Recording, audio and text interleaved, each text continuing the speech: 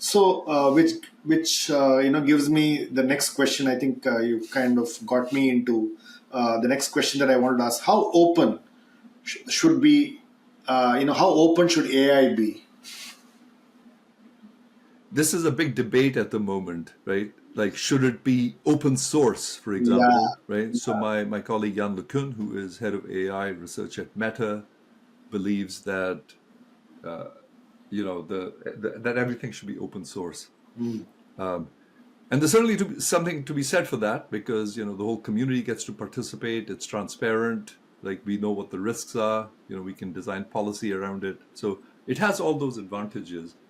But what scares people is, I guess, Kim Jong Il.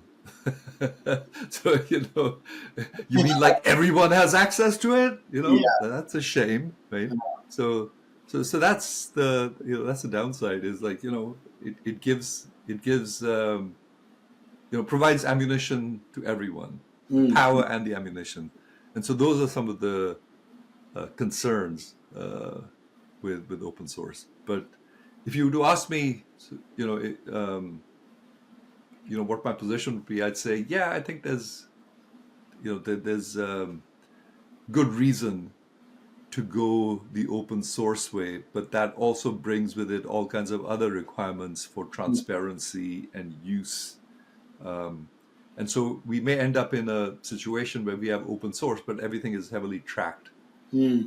That ultimately the responsibility has to lie with someone. And those are some of the most sort of open and vexing issues around AI.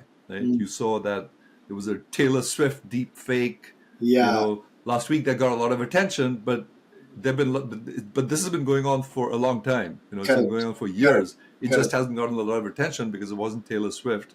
correct. But now that it's gotten a lot of attention, and people say, "Oh, it happened to Taylor Swift. It could happen to anyone." Well, Yeah, it has been happening to lots of people already.